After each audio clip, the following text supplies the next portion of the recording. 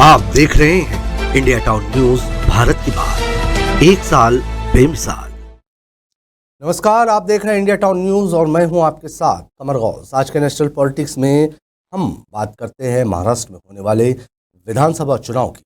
आपको बता दें कि महाराष्ट्र में सभी सीटों पर एक ही चरण में 20 नवंबर को चुनाव होने से पहले प्रदेश की राजनीति में गठबंधन की नई संभावनाओं पर चर्चा जारी है, जिसमें भारतीय जनता पार्टी और उसके पूर्व सहयोगी उद्धव ठाकरे के संपर्क में होने की चर्चा चल रही है। इस बीच केंद्रीय वाणिज्य और उद्योग मंत्री पीयूष गोयल ने शुक्रवार को इन अफवाहों को पूरी तरह से नकार दिया।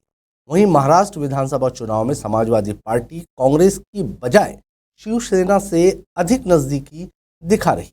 आइए जानते हैं महाराष्ट्र विधानसभा चुनाव के समीकरण को।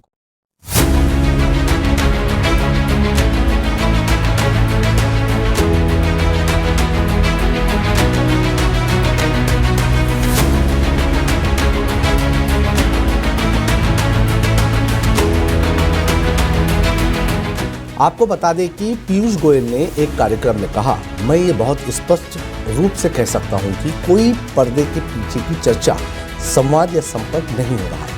हम एकनाथ शिंदे नेतृत्व वाली शिवसेना के साथ मजबूत तरीके से खड़े हैं। हमारे पास उस शिवसेना गुट के साथ कोई संबंध नहीं है।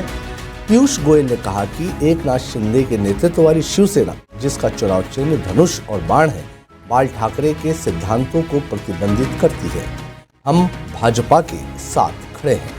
उन्होंने कहा कि मैं आपको आश्वस्त कर सकता हूं कि Shiv Sena, Rashtravadi Congress party NCP, republican party of India A और भारतीय जनता पार्टी मिलकर एक बहुत मजबूत मोर्चा बना रहे हैं। उन्होंने ये भी कहा कि महाराष्ट्र के लोग गठबंधन के जरिए किए गए अच्छे कामों को जारी रखना चाहते हैं और प्रधानमंत्री नरेंद्र मोदी के 2047 तक भारत को विकसित राष्ट्र बनाने के लक्ष्य से जुड़ी सरकार चाहते हैं। गोयल ने कहा, लोकसभा चुनाव में वोटों का अंतर केवल 2 लाख था। मुझे लगता है कि रणनीतिक रूप से एमवीए ने कुछ इलाकों में बेहतर परिणाम हासिल किए। उन्होंने ये भी कहा कि पिछले चुनाव में भाजपा छोटे अंतर से 11 सीटों का नुकसान हुआ था। पीयूष गोयल ने यह भी कहा कि गठबंधन में सभी पार्टियां महाराष्ट्र के विकास के लिए एकजुट हैं। हम यहां के इंफ्रास्ट्रक्चर को जारी रखने, उद्योग, रोजगार, निवेश को लाने के लिए काम कर रहे हैं।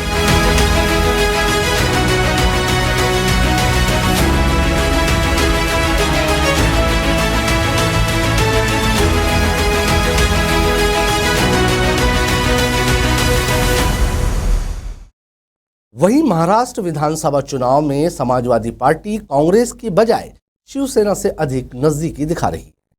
पहले सपा 25 से 30 सीटें लड़ने की उम्मीद कर रही थी, लेकिन अब वो केवल 7 सीटों पर चुनाव लड़ रही है। महाराष्ट्र के पूर्व मुख्यमंत्री और शिवसेना प्रमुख उद्धव ठाकरे के अनुरोध पर अखिलेश यादव ने अपने प्रत्याशी को 1 सीट से हटा लिया है, लेकिन 7 सीटों पर उनके प्रत्याशी मैदान में, जिसमें महाविकास आघाड़ी के 5 प्रत्याशी उन सीटों पर है जहां सपा ने अपने प्रत्याशी उतार रखे हैं, जो अब महागठबंधन को फ्रेंडली फाइट बता रहे हैं और इसका असर चुनाव में दिख सकता है।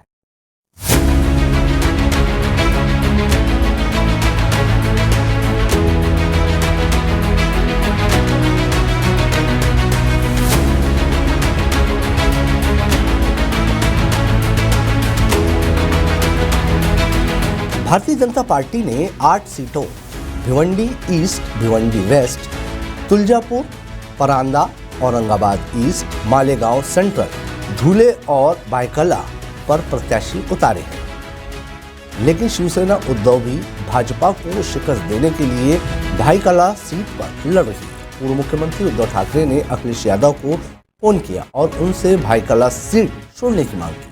हालांकि महाविकास आघाड़ी ने केवल 2 सीटों मानखुर्द, शिवाजीनगर और भिवंडी ईस्ट पर प्रत्याशी नहीं उतारे, जिससे 5 सीटों पर सपा और महाविकास आघाड़ी के बीच फ्रेंडली फाइट हो रही है। आपको बता दें कि पिछली बार कांग्रेस और सपा का गठजोड़ ऐन वक्त पर टूट गया था और सपा ने महाराष्ट्र विधानसभा चुनाव 2019 में 7 सीटों पर चुनाव लड़ी थी।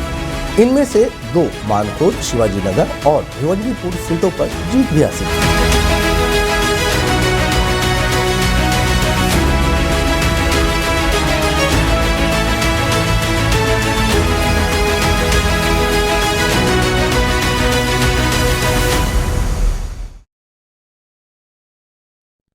और अब मानखुर्द शिवाजी नगर से पिछली बार विजेता सपा महाराष्ट्र यूनिट अध्यक्ष अबू आसिम आजमी को इस बार सांसद असदुद्दीन ओवैसी की पार्टी AIMIM ने अल्पसंख्यक वोटों से चुनौती दी है।